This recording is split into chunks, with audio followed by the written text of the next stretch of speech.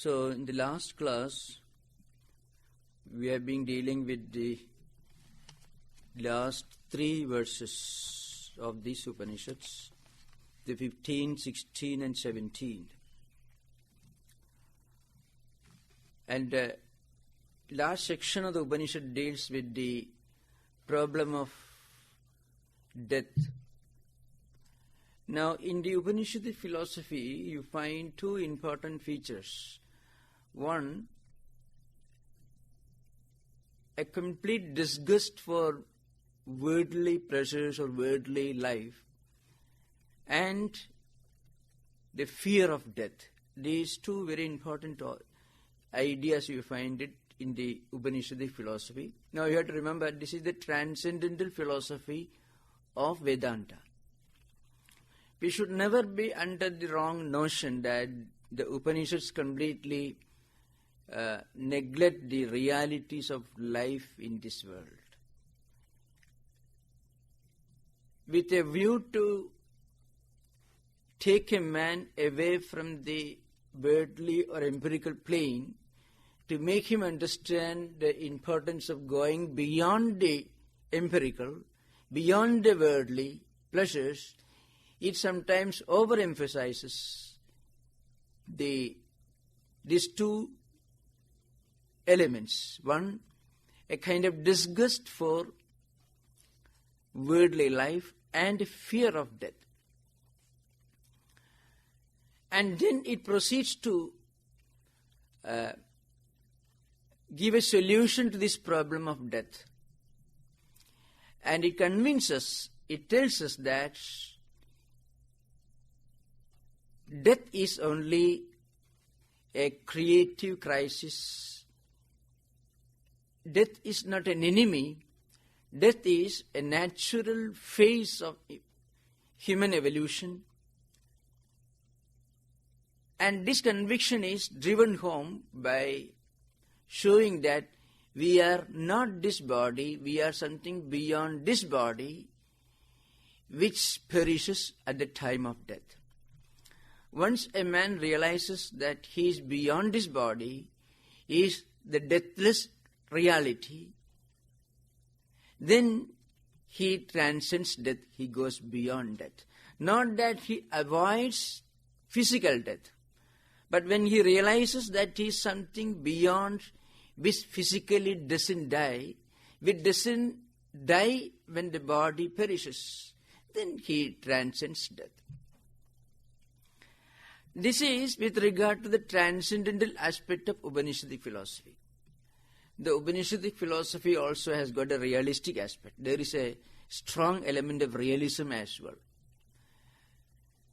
To go beyond this problem of death, to realize that we are the deathless Atman or soul or self, to go beyond that, to go beyond the empirical plane and to realize that supreme truth, we must first of all understand the transitoriness of worldly life. Worldly life, the reality of worldly experience or worldly life is not neglected. The Upanishad says that man needs physical comforts and he needs the instruments and the tools which bring him physical comforts, which are technically called artha and kama. Man needs that. But if man thinks that these 2 constitute the supreme goal of his existence, then he will not care for any morality, any spiritual or even cultural values. So the Upanishad says that we had to follow the path of, we had to follow the pursuit of worldly desires without deviating from the path of what's called dharma or right or righteous means, ethical or moral values. And if a man pursues the path of worldly pleasures, worldly life, without deviating from these fundamental moral values, then a time comes when he realizes that there is something beyond worldly pleasures. Only if he conducts this pursuit of worldly desires and worldly pleasures without deviating from the path of righteousness, or what is technically called dharma, then he realizes there is something beyond this. And then he looks for something transcendental. In spiritual life, that transcendental value is called moksha, or liberation, or coming out of this wheel of the cycle of life and death and rebirth. Rebirth is also a very important problem in the transcendental philosophy of Upanishads. Everyone prays to be freed from the cycle of life, death and rebirth. The Upanishad gives a message of fearlessness. The world is not something to be scared of, to be afraid of. Rebirth or life itself is not something to be afraid of. There is something beyond this. And it tells us that when a man realizes he is the Atman, the Supreme Self, which is eternal, he transcends death. But before reaching this conclusion, this Ishavasya Upanishad presents a number of other ideas.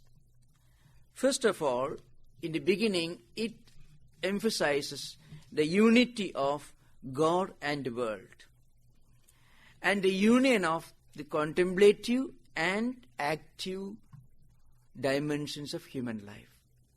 Contemplative life and active life. God and world are reconciled. We cannot lead an exclusively contemplative life without an active element in it. Therefore, what is needed is a reconciliation. This idea is being put by Sri Ramakrishna in the Gospel of Sri Ramakrishna in a very simple language. The uniqueness of Sri Ramakrishna's teachings is that all these ideas have been put in the language of the common man, and using the similes and imageries of his everyday life. Sri Ramakrishna says, you touch the feet of God with one hand and work with the other hand. That's what Sri Ramakrishna says. Touching the feet of God is the contemplative element of spiritual life, and working with the other hand is the active element of spiritual life. So, in other words, the contemplative and the active aspects of life have been reconciled. And if a man reconciles both, he can live a righteous life in this world, and he can meet the problem of death with courage and wisdom. This idea of death taken as a creative, a positive element in human life is found in the lives of all great men. If you read the life of all these great personalities, one unique aspects of their life, they have been able to face the problem of death with equanimity of mind, with a tranquility of mind, which normal man cannot even think of. Some of them died just as entering from one room to another room. There is a interesting episode in the lives of Shankaracharya. According to the traditional lives of Shankaracharya, Shankaracharya was supposed to be the incarnation of Lord Shiva. So, along with him, two other divine personalities also took birth. One is the Lord of Wisdom and the Lord of Death. Both of them took birth as his companions. And when Shankaracharya reached the his fourth year, his father died. And at the time of death, what happened? This man entered the shrine in his home, and then prayed, and then he came out, and then a mysterious old man also came out of the temple. But he didn't realize, he thought he must be the priest of the temple. And he sat and started a conversation, a discussion with Shankaracharya's father, Shivaguru. And he asked the question, Kim Sarvam Krishna Pranam Kridam Nakhila, means a question that is, have you surrendered all the actions of your life to the Lord? Have you surrendered your whole life and all the actions that you performed in your life to God? Then he says, yes, that's how I was leading my life. That's how he replied. Listening to this man entered the temple, the priest, at least he was the priest, that's what his father thought, Shankara's father thought this man was the priest. He looked like the priest. And he entered the temple and vanished. Then he also followed the priest, but there was nobody in the temple except the image of Lord Krishna. So he vanished. Then his father realized, well, my life is now coming to an end. And then he prostrated before the deity, went inside, called his son Shankara, 4-year-old boy. And then he lay down, and then just before he breathed his last, he said, He Shankara, mrityum mitravat pasyir. This is the instruction which his father gave to Shankara. Look upon death as your friend. This is instruction. So from that time onward, these two boys also started playing with Shankara, but not visible to others, visible only to himself. This is a story. So the idea is, when a man advances in spiritual life, he realizes that this is not the end of the journey. There is something far beyond this, and he is the one Atman, the reality, which is eternal. And once he understands, he realizes his unity with this eternal Atman, or Supreme Self, then he transcends death. He becomes identified with the deathless reality. This is now in this verse, towards the end of this verse, you can find this. I already just mentioned this sloka. Vayuhu anilam amrdam athedam bhasmantam shariram om kratosmara kritam smara kratosmara kritam smara. I have already dealt with this verse, but I can deal with this once more. So here the Upanishad tells this devotee who was leading a virtuous life, who followed the path of truth, unselfishness and righteousness, who was worshipping Sun as a supreme God. He finds in front of him the Sun, the God whom he was worshipping, standing. He requests him, he prays to him, I am now seeing you in your relative dimension, means with name and form.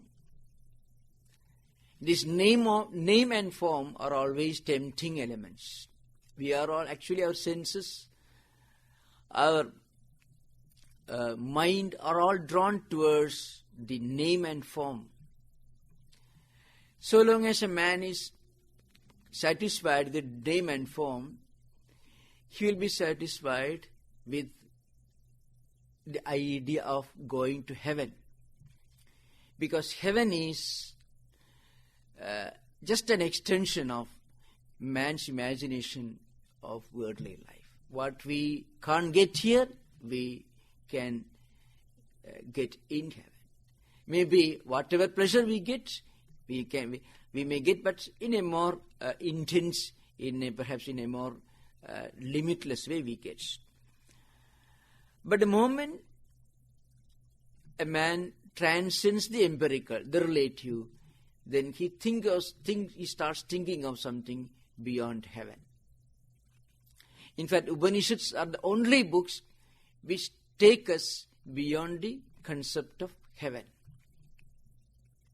So here he prays, let my breath be merged in that cosmic energy, power, that's called prana. And I know my body will be reduced to ashes. At the time of death, the devotee he prays to his own mind, please remember your good deeds. As I said in the last class, whatever we remember at the time of death decides our next life. Now, according to Vedanta, there is a belief that if a man dies chanting pranava, means omkara, om, that's why in mantra ki om kratosmara, kritam smara, play or mind contemplate on omkara pranava. If a devotee who is not a jivan mukta, who has not attained liberation, if he dies chanting pranava, mantra, omkara, he will get gradual liberation. He may go to heaven, but again gradually, after crossing different levels of existence, ultimately he will become one with the infinite reality, and then he will come out of this cycle of life and death. That is ultimate goal. See, life as human life, as a worldly life, is something negligible, something which is finite. But this life also becomes an instrument in our hands if we live it properly.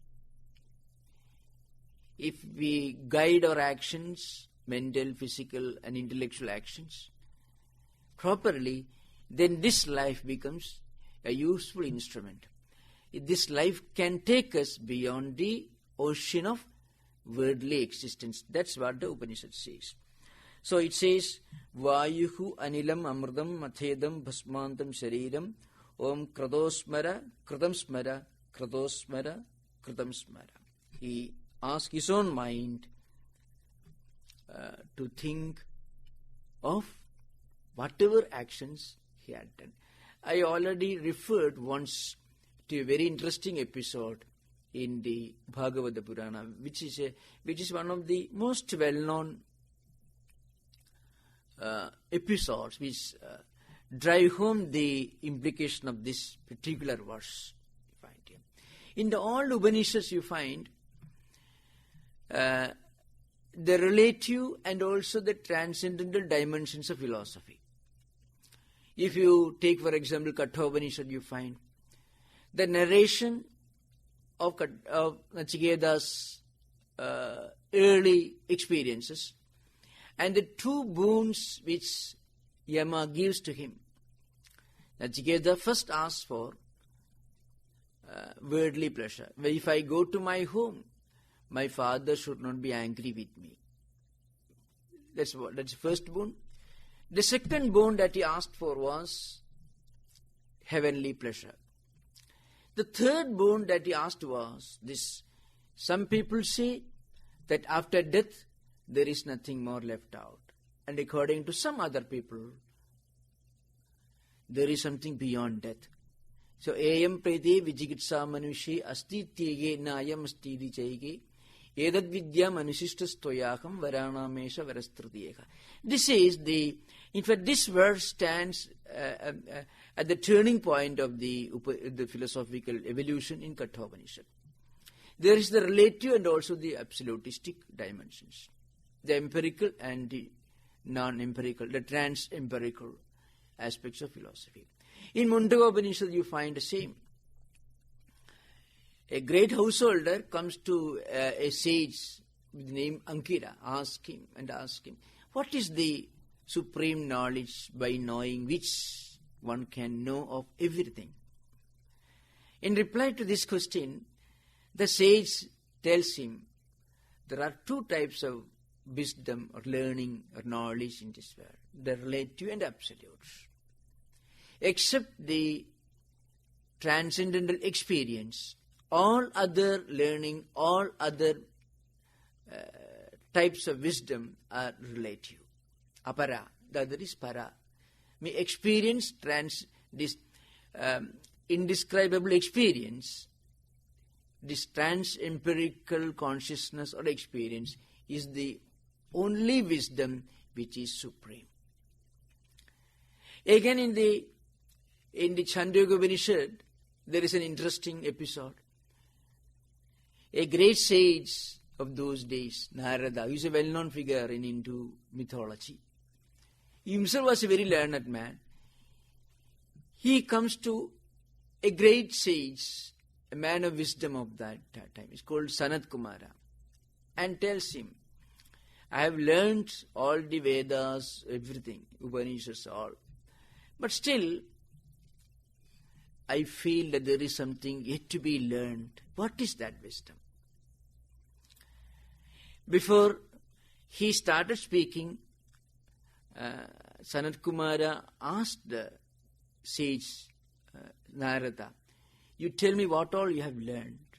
So in reply, Narada tells him, well, I have learned Rigveda, Yajurveda, Samaveda, Atharveda, and all the prevailing branches of learning of that age. Then, after he gave a long list of whatever books he had mastered, then Sanat Kumara, the great teacher, tells him, Nama eva, all these are words only. So the greatness of Upanishads is this. The Upanishads tell us that there is a much higher learning, a much higher wisdom, which the Upanishads themselves cannot explain or define. And that is the supreme experience. Now one can reach the supreme experience only by transcending the empirical or the phenomenal. But how to do that? How to go beyond this? For that, one should lead a virtuous life. And if he leads a virtuous life, a life based on righteousness and moral values, spiritual values, even if he had not realized the supreme truth, he will have a higher life in his next life. He can lead a higher life in his next life. And then slowly he can progress till he realizes that he is the eternal supreme consciousness. As I said in the Bhagavata Purana, there is a famous episode. That's what I was trying to refer to. There, the entire Bhagavata Purana is a response, a highly metaphysical response to a question asked to the teacher. The question was, what should a dying man do? That was the question. Because if the problem of death can be solved, the problem of life also can be solved. Man commits all errors, man goes out of his way to achieve worldly pleasures. He commits crimes and he does evil deeds just because at the time of doing those things, he thinks that what he is going to achieve by those deeds will bring eternal peace to him at the time of doing.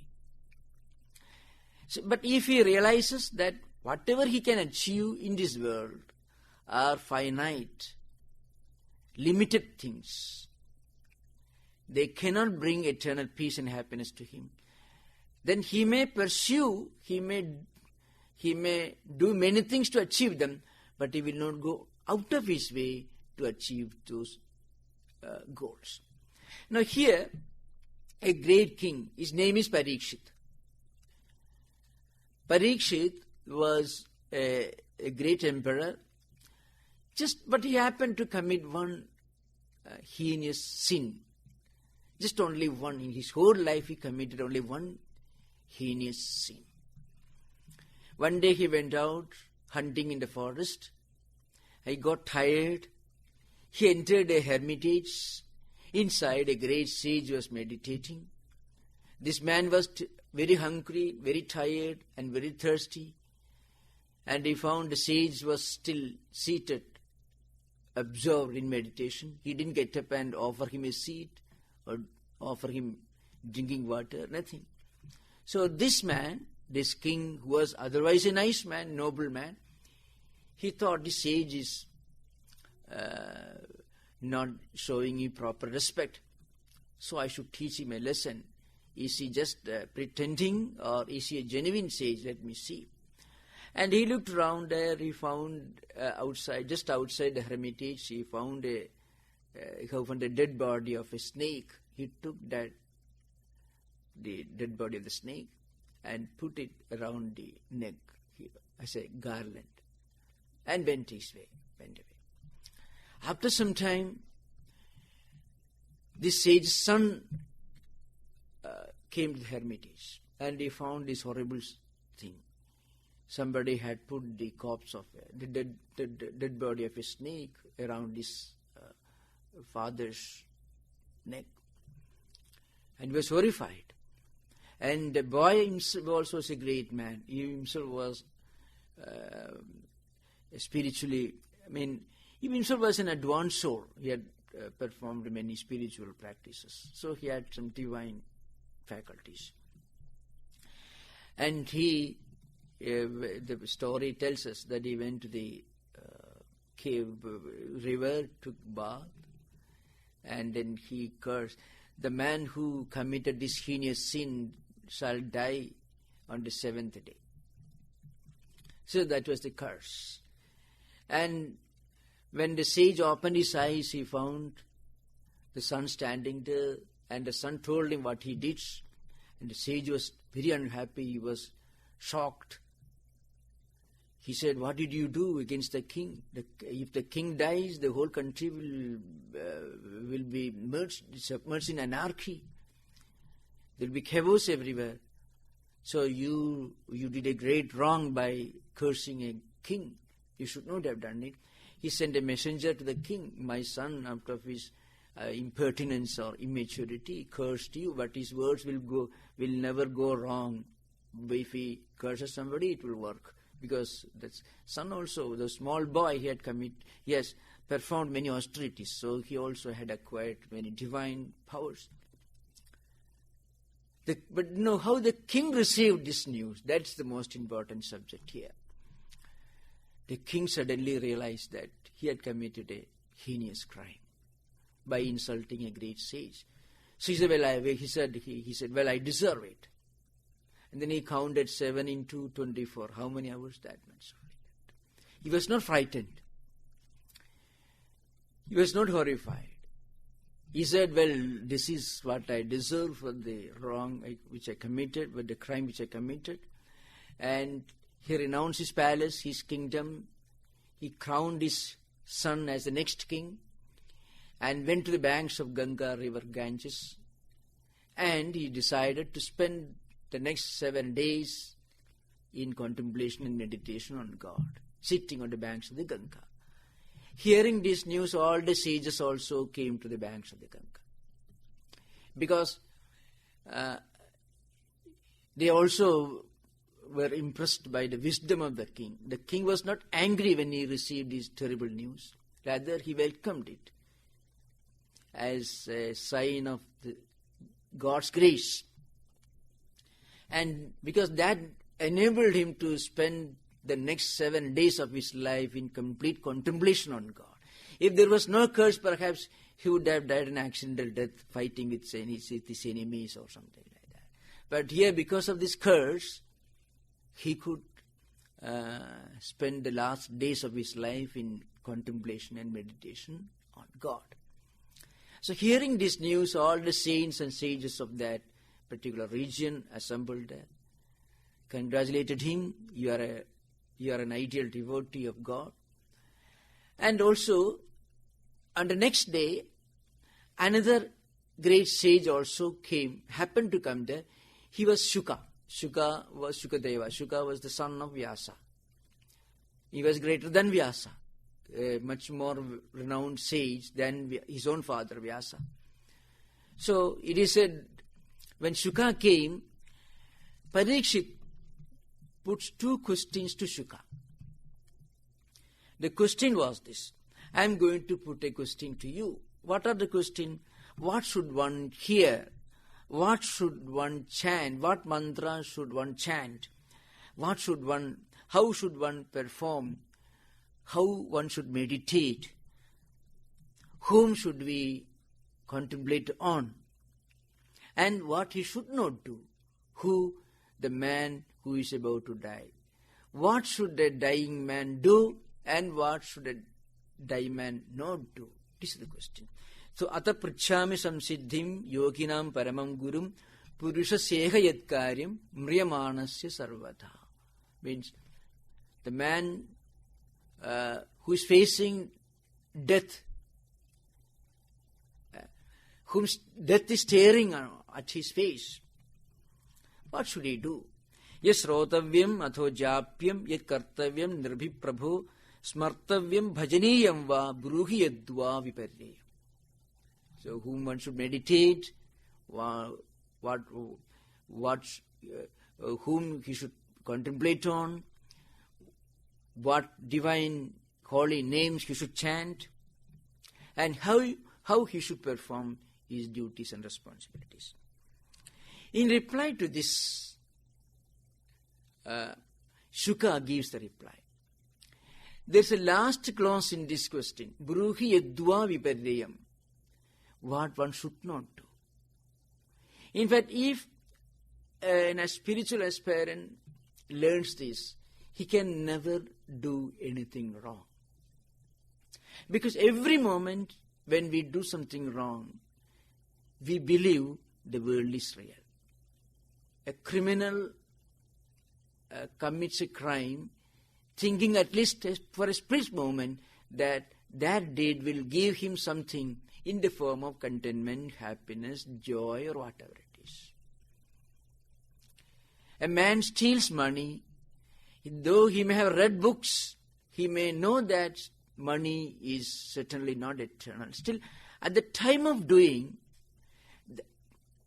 that split second, he comes under a powerful delusion that money will bring everything. Otherwise, he won't commit that crime. Now, you may ask the question, if there are many enlightened, well-educated criminals, they know perfectly well that money won't bring them everything. It is true, but at the time of committing the crime, they forget it. That is what is called the power of Maya. Because, as I said some days back in that Vivekananda hall, somebody puts this question. Swami Vivekananda's definition of Maya. Maya is a statement of fact. So, a mother brings up the child with all care, affection, and attachment, all that. But the child becomes a renegade. He becomes ungrateful. Still, the mother remains too attached to the child to realize the folly of continuing that kind of blind attachment. Still, it becomes a kind of golden shackle, chain which she cannot break. She knows that it is absolutely ridiculous, but she can't do it. And the problem is, we are under the delusion not because we are intellectually unaware of it. Everyone knows, most people know many things about spiritual values, religious values, but still cannot practice them. To say that people are not aware of it, that they are in need of intellectual information, is wrong. Most people in modern world know that money cannot bring everything.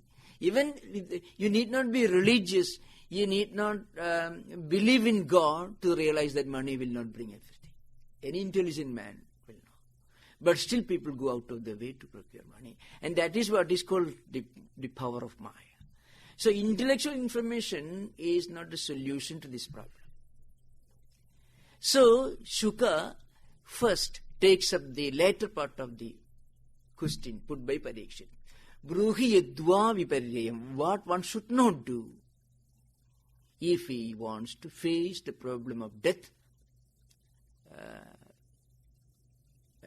without fear, if he wants to face death as a friend. Say, just as Shankaracharya's father instructed the son, mrityum mitravat pashyed, means you should look upon death as your friend.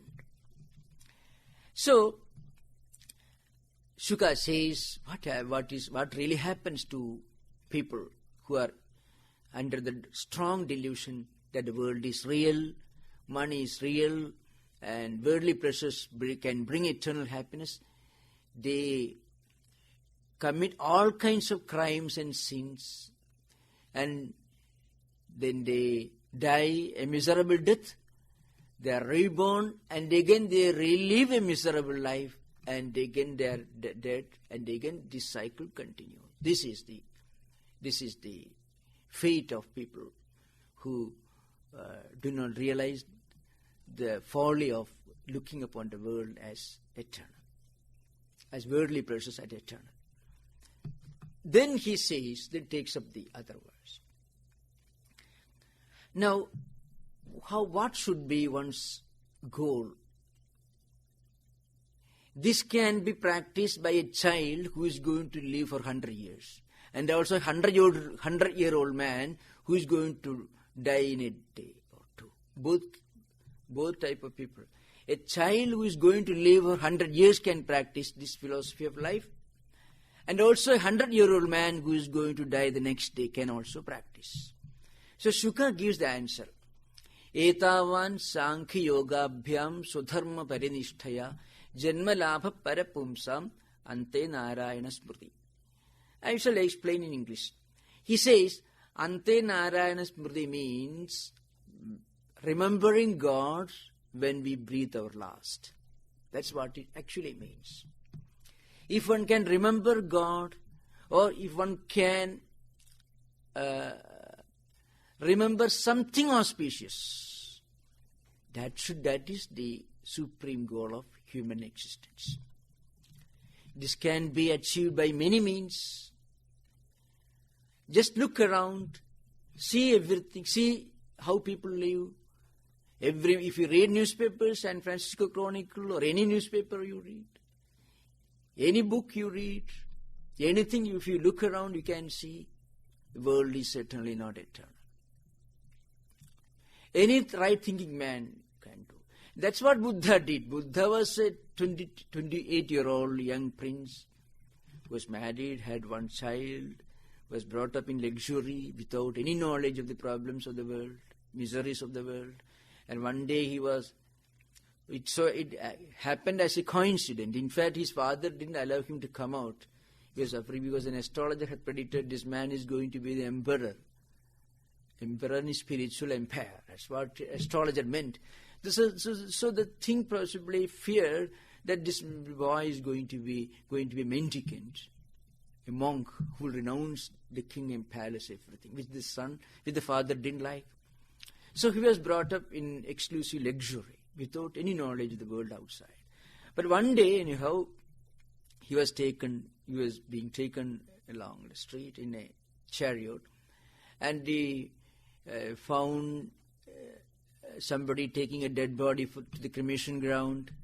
Then he found an old man who wrinkled, can't walk properly. And then he found a sick man, and then he found a saint also. But one speciality of the face of the saint was that we were perfectly calm and quiet. In all other people, he found a miserable face. So he wanted to find out the truth behind it, left everything, and he became Buddha.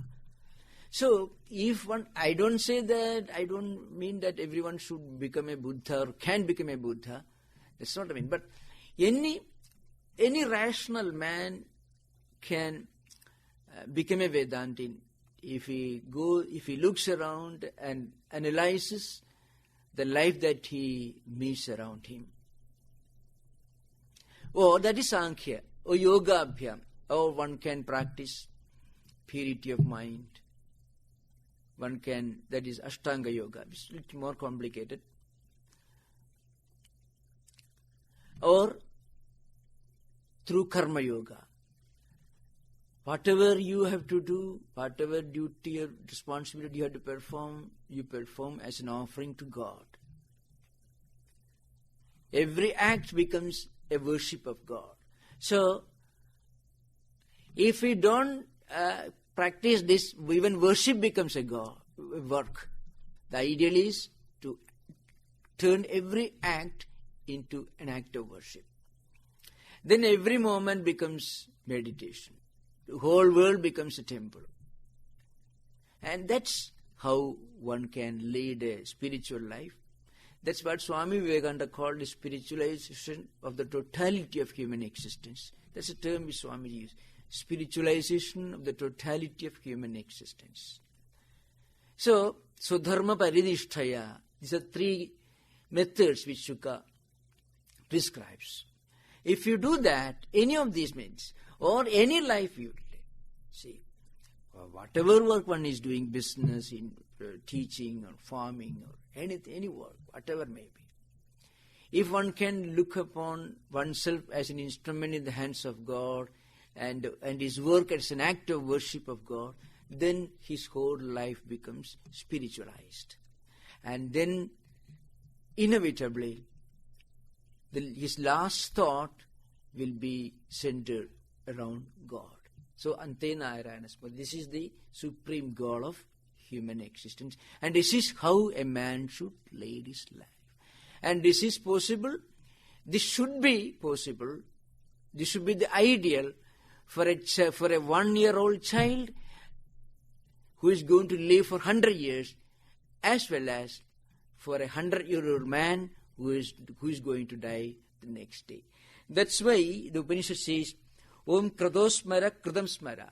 Remember your past deeds. Your mind, turn back, look back, and remember your auspicious deeds, your virtuous deeds.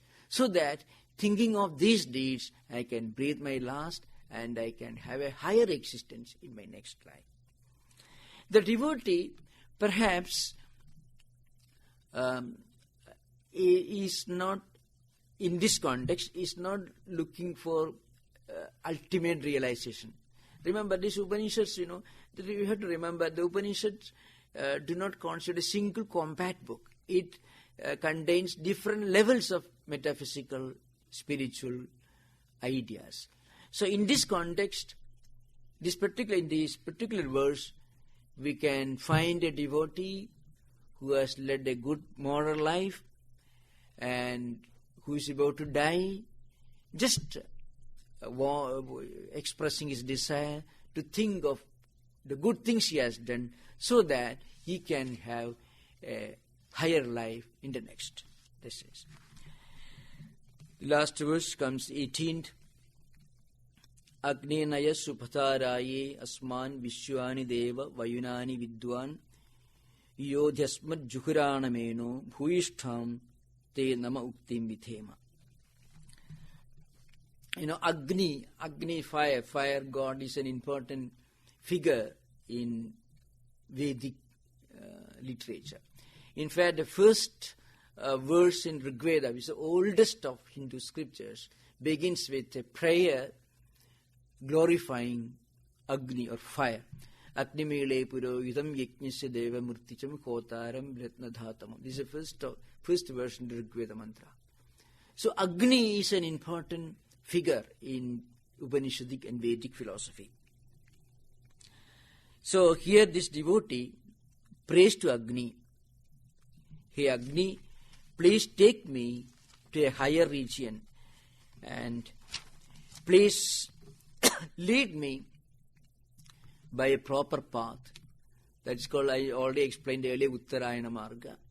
The path of the divine, the path of gods, which will ultimately take you to higher and higher levels of existence, finally culminating in the unity of the eternal consciousness.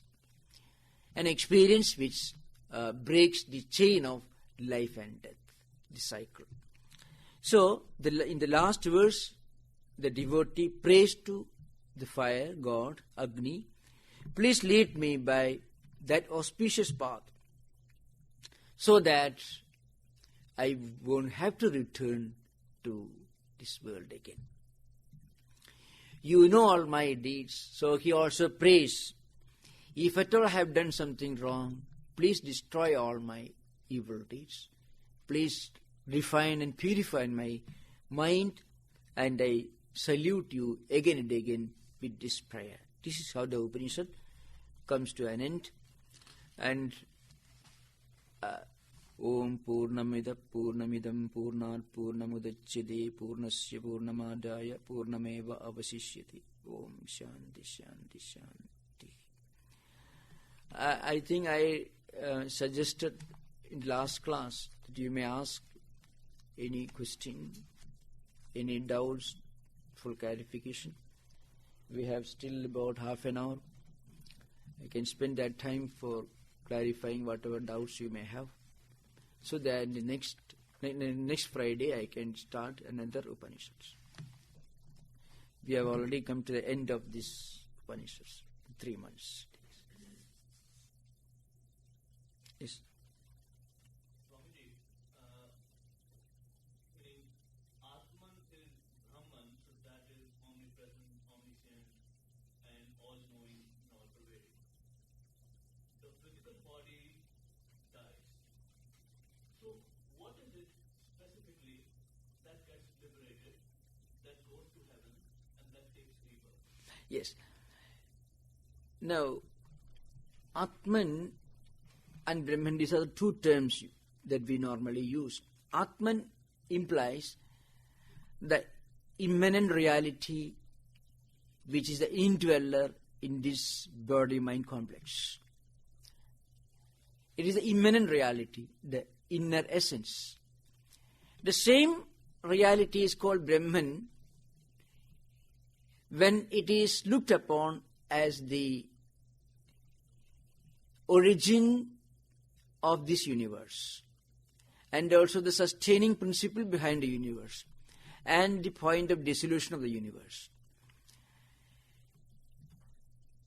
The Upanishads and Gita tell us that this essence, this consciousness, takes this body only as a vehicle, as an instrument through which to manifest.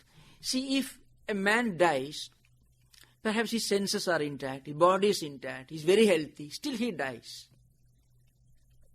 It happens. Somehow it happens. Now what is that which leaves his body, which turns his body into a lifeless entity? What leaves him? What was present in him which made him, which enabled him to walk, to think, to act? Something which is invisible, something which is distinct and different from the body. So this reality is the Atman, the formless reality. And remember, this reality can be known only through the medium of experience, as our own immanent reality. It can only be experienced.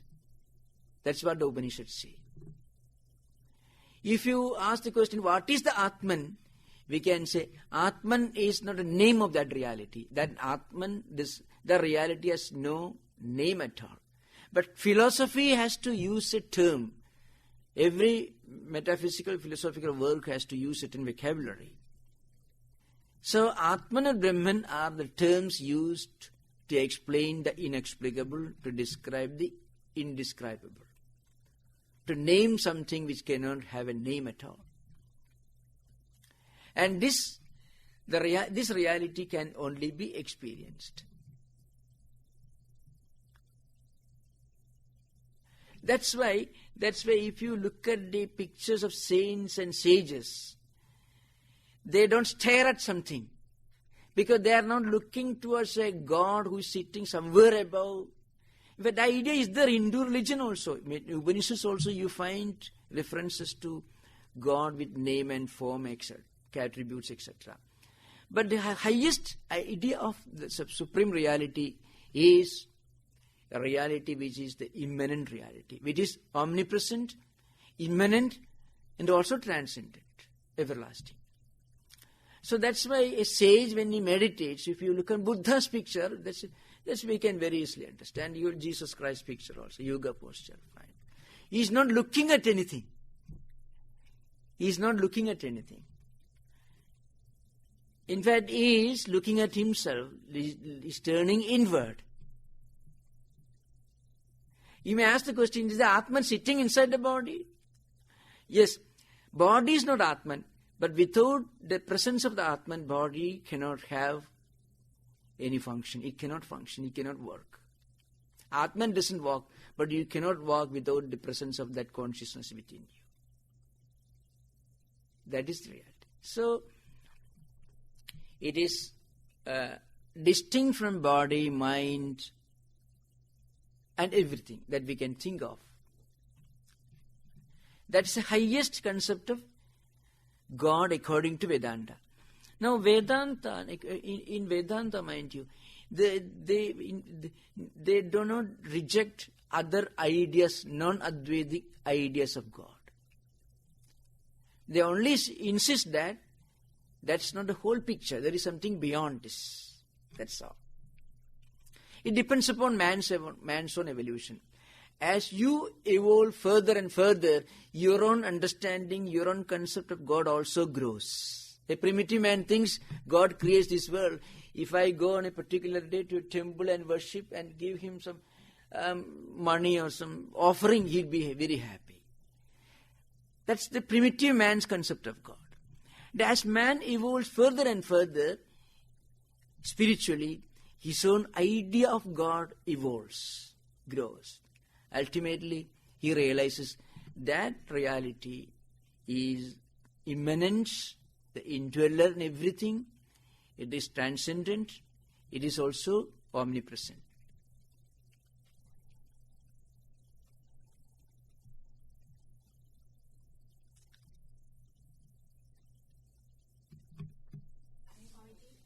I have a question about Purusha.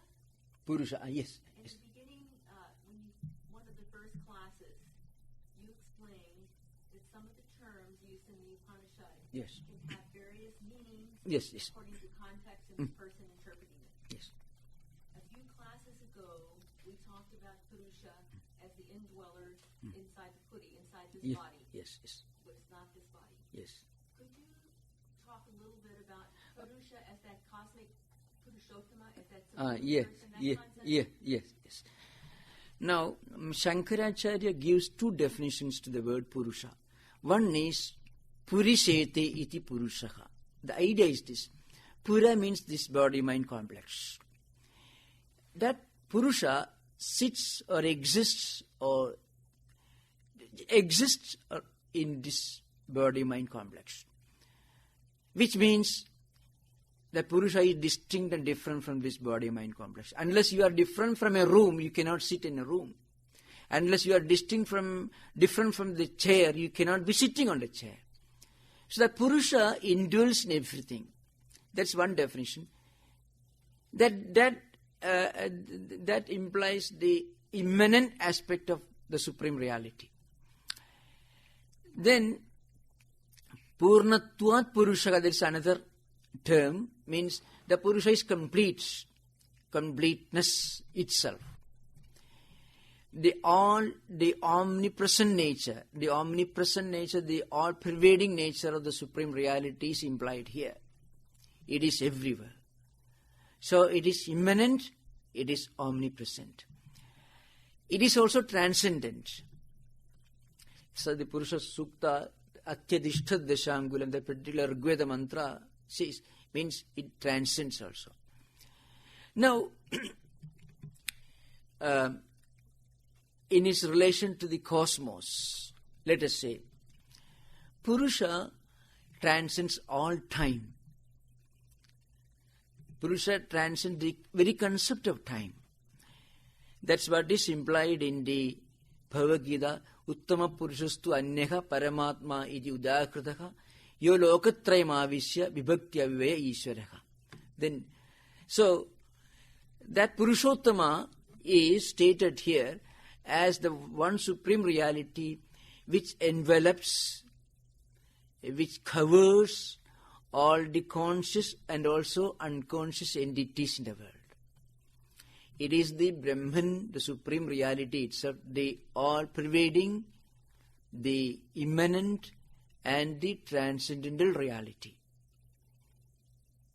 So that's why I sometimes made this point clear. In the Bhagavata Purana, this can be made very clear by citing one point mentioned in the Bhagavata Purana. This most important Purana, of course. It describes Krishna as the complete Lord. Means Krishnastu Bhagavan Swayam. Means is Purna. Means Sri Krishna represents the ultimate, the final, the complete aspect of Godhead. Now, some of the commentators explain this. The commentators say, see, Krishna never laughed, never cried, never wept, never doubted, never thought much. He was neither sad nor happy. You never find any expression in Krishna's face except a mild, not very expressive smile, a half-suppressed smile. That's the expression in Krishna's face. Now, commentator says, here Krishna presents the full picture of Purusha, because as the immanent, omnipresent and transcendental reality, Krishna sees everything. When there is an unhappy experience, he is not sad, because he knows that this unhappy experience will come to an end, because he can see the future also. The unhappiness will come to an end. So why should he be sad? Because he can see the future. Because the entire experience, human experience, is revealed. Time stands still is a timeless concept of the ultimate reality. So if there is a happy experience, he is never overjoyed, because he knows that that also will come to an end. So if one can represent the entire human experience, that is Purusha. So it is immanent, transcendent, and also omnipresent. Now, in the Vedic literature, there is a serious problem in the Upanishad literature also. Upanishads and Vedas were I don't say they are written, they evolved at a time and in an age where language was not fully developed. Sanskrit language was not fully developed. Philosophy was highly evolved. So when language is inadequate and the metaphysical or philosophical speculation had reached the zenith of its perfection and evolution, the same words will have to be used to imply different things in different contexts. So that's why one of the commentators of Veda, Yaska's Nirukta, is the first etymological work in Sanskrit language. One of the commentators, Acharya, he says, I shall quote the verse and then I should translate it in English. So, pravaktuhu vaividhyat prakarana vaividhyacha asya arthasya annena bhavidavyam. These are examples given. And the idea is this. So many terms are used in the Vedic Upanishad literature. Purusha, Akshara, Antaryami, Mana, Indriya, etc. In certain Upanishad mantras, the word and sometimes the Purusha is used to mean Atman or Brahman. Very often the word Purusha is used to mean Atman or Brahman. Same term is used. Similarly, the word Atman also is used to mean body, and senses, mind, intellect, and so on. You have to think of an age at least 5000 BC. The Upanishads and Vedas took the written form only around 3000, 4000 BC. But they were evolving, and it took at least 2-3 millennia for their evolution in different places, in different hermitages scattered all over India. So naturally what happened was this. The same term was used in different contexts, denoting different things. So, sometimes the word Atman could mean body, sometimes mind, sometimes individual self, sometimes the cosmic universal self also. Similarly, Purusha was sometimes used to mean human beings. Purusha Sohamasmi in this mantra. Purusha, that's a last mantra. If you take, you can understand in the Upanishad itself. It comes here towards the end. Yes, it comes to the 16th mantra, you find here. Tejo yatte ruvam kalyanatamam tatte pasyami yosavasu purusha sohamasmi. So, this is a description of the devotee's experience as he gets before him a vision of the Supreme Reality in the form of God, a Supreme Reality manifesting in the form of Sun. So, tatte pasyami. He says, in front of me, I can see the Supreme Reality. That auspicious form of yours I can see. And then he says, Purushaka. Purushaka means Aditya Mandalastaha Purushaka. This is a Sanskrit commentary. The reality who is seated in sun and also myself are the same. He is giving a picture of the Advaitic vision. The Supreme Reality which is behind the phenomenon called sun, and the Supreme Reality which is the indweller, the immanent reality within me are the same. And that means the individual self and the universal self are the same.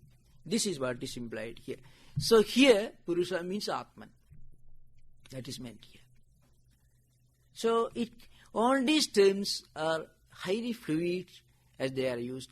We know the exact meaning in which it is used only from the commentaries of Sri Shankaracharya.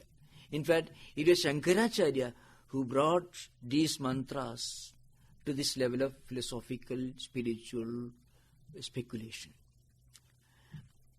The only effort to interpret Vedic mantras before the advent of Panini, the great grammarian, was Yaska, Nirukta. Before that there was a Nikhantu, there was a dictionary was there, but it was not available. It was incorporated into a great book on etymology, Sanskrit etymology, which is written around 8th century BC by a great scholar named Yaska. The book is called Niruktam. It's an etymological work. There he only attempted to give explanation of some words and terms used in Rigveda mantras.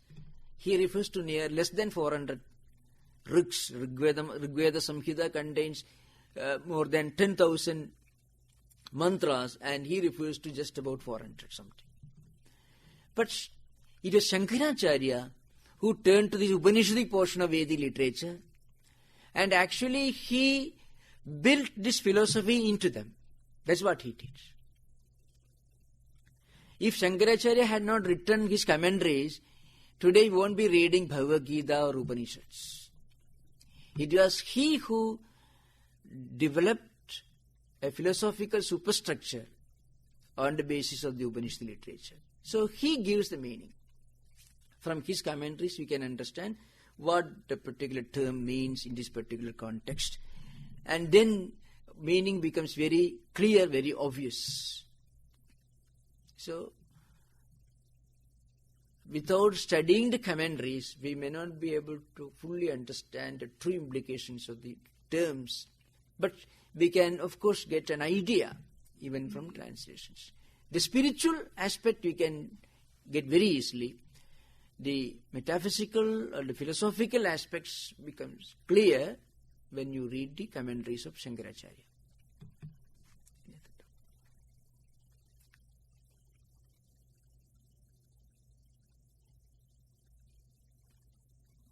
I have another question. There's no other question. When you were talking about the different vadas, Advaita Vada, Parinama Vada, Yes. in that class, there you mentioned for the Parinama Vadas that they would never accept the substance, the clay substance as a reality. They will accept the pots or the jars, etc., but they would never accept the clay itself. What is the rationale or the thinking of that particular school? Yes. The word Parinama and Vivarta, both are two streams of one main philosophical thought current, which is called Sadkaryavada. It means the effect already is contained in the cause. If you take the clay on the one hand and pots and pans on the other, or if you can think of a mud pot or mud vessel standing in front of you, you know very well that this pot was already there in the clay. A new form was given to the clay, and so a new name also was given. Otherwise the same. So the effect, that is clay, effect is pot, and clay is the cause. The effect was already present in the clay. This is called Sadkaryavada. Now this Sadkaryavada has got two streams. One is Parinama, the other is Vivarta.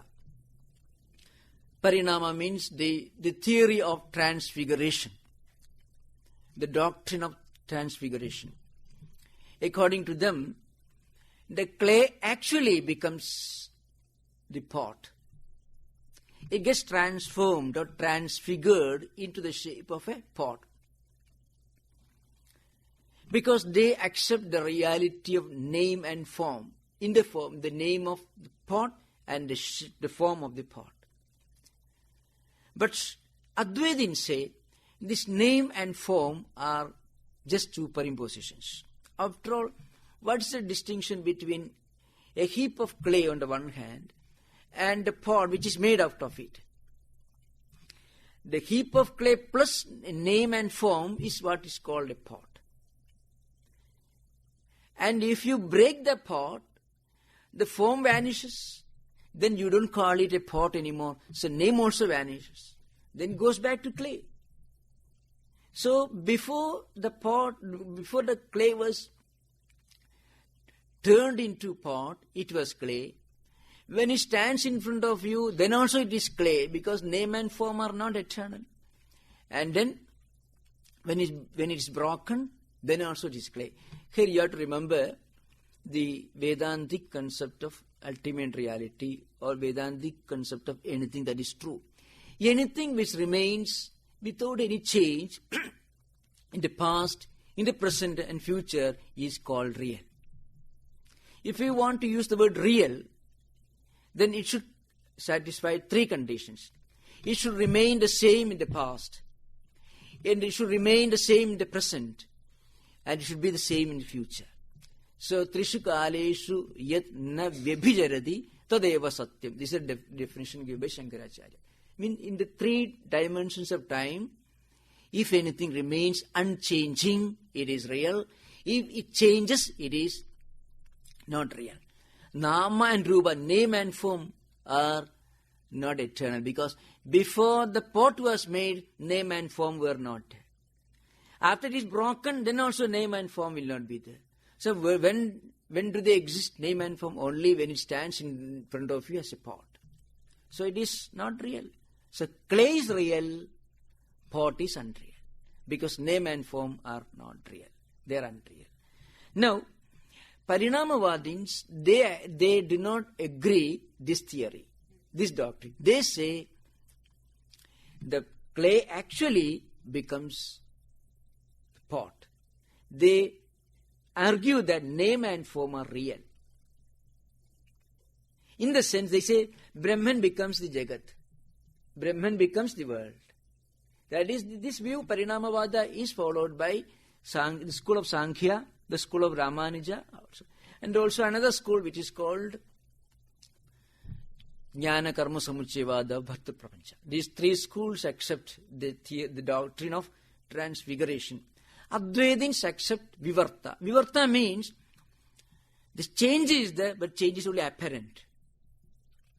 It is change, but it is only apparent change. Because why it's apparent, it is not real, the change is not real. Because when you break the pot, it goes back to clay. Before the pot was made, it was clay. So no distinction. So the change was that the clay becomes the pot, but it is not a permanent change, it is only apparent change. That is the Vivartavad. In other words, in Parinama, another example I can give, this is a very famous example, that is for Parinama, the Parinamavadins give the example of milk becoming curd, or yogurt as you call it. The yogurt, perhaps they were not familiar with, curds they call it, the tea is called. Now, this yogurt cannot go back, the curds cannot go back to milk. So this is the example they give to Parinamavada. This is how the Brahman becomes the Jagat. But Vedantins do not argue that. They say it is like the clay becoming pot, not like milk becoming curds or yogurt. So two examples. So in other words, according to Parinamavadins, both belong to the same level of reality. Because milk is a Vyavaharika Satta, according to Vedantis, the relative reality. And yogurt also is a relative reality. Curds also relative reality. But according to Vivartavadins, it is not that. The Rajju is Vyavaharika reality. And what is called the rope is a Vyavaharika reality. And the snake is only Pradibhasya reality. It is pure imagination, just appearance. I shall give the example. Advaitins always take the example of Sarva Bhranti. If say suppose there is a room which is not well lighted, semi-dark, you see an object lying there, a piece of rope. If you look at the rope, suppose there are 4 people in that room, 4 people have 4 interpretations of that object they are seeing. One man may say, well, it looks like a snake, because he had seen a snake somewhere else that day. And the rope, the piece of rope lying in front of him in the semi-dark room resembles a snake.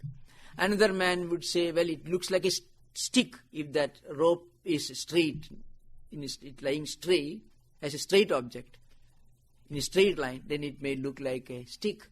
Another would say it looks like a crack on the floor. It's called Bhutchidra, it is called. Or another man would say, it looks like a thin stream of water flowing like a thin stream. That if the room is dark, a pitch dark, you won't see anything. And if it is fully effulgent, fully lighted, you will not have any mistake. But if it is semi-dark and you are not sure what the object is, then you may have 4 different interpretations. These are examples. These examples, remember, they were all written at least 3,000 years back, so you cannot have modern examples. So, now, this rope is, in fact, a relative reality. All other are imaginations. When you open the window or you bring light, you understand it is only a piece of rope. This is an example given by Vedantis. In other words, in Vivarta, both belong to two levels of reality. Two levels of reality.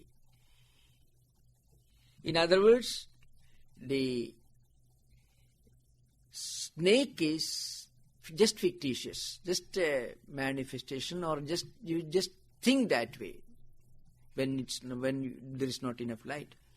But when you bring light, you can see the rope in front of you. That is relative reality. And absolute reality is only Brahman. That cannot be brought into this example. That's the idea. Parinamavada is accepted by the school of Ramanuja and also by the Sankhyas. And another fringe group of Vedantins were not pure Advaitins. They were a fringe group. It's called Brahma Parinamavada of Bhartru Prapancha school. Vivarta is accepted by Advaitins.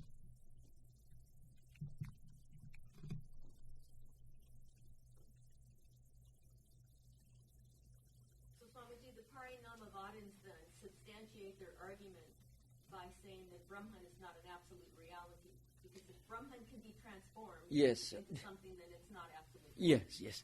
That's why Ramanuja says that Brahman is transformed to this Jiva and Jagat. Jagat means the world, the phenomenal world. It is unconscious. It is Achit. And Jivas are conscious entities. And Brahman is the whole, and Jivas, individual souls and world, they constitute parts of that reality. So, Amsha, Amshi, Sambandha. Brahman is the whole, the rest are parts. That Brahman transforms itself into Jivas and Jagat. This is their theory. So that's why the great Vedantic scholar, he is a Sarvajñatma Muni, he has written a very well-known book. It is called Samkshepa Sharirakam. It's called, the book says, he says, at the beginning, one may conclude that it is transformation. But when you go deeper, see, if you ask a child, well, what do you think of the difference between the clay and the pot? On the one side, on one side you have pots and pans and different utensils made of clay. On another side you have heaps of clay. If a child won't agree with you if you say both are the same. He says this clay has become this. It's true. But you ask the child to break it, it goes back to clay. Oh, then he says, after all, it was clay only. So, Vedantins say, Vivartavadasya purvabhumi Vedantavade parinamavadaha vyavasthidesmin parinamavade soyam samayadi vivartavada. Famous dialectical work by Sarvajñatma Muni. The name of the book is Samkshepa Sharirakam. It's a very famous statement. He says, Parinama is the first understanding, first reading of Vivarta. First you think it's a real transformation. But if you go deeper, then you understand that it is transformation, but it is only apparent transformation. So apparent transformation is Vivarta, real transformation is Parinama. So it is not real, that's what Advaitins say. It is only apparent. So Parinama or doctrine of transfiguration is the first reading or earlier understanding. The idea that this transformation was only apparent transformation is a later understanding. That's the idea. No more questions. So now in the next class you may bring a well-known book, Mandukya Upanishad, which you will find that book tells about you. Whatever you are seeing, experiencing every day, that's what that particular Upanishad deals with. Deals with our own experience in waking state, in dream state, and in deep sleep state. It takes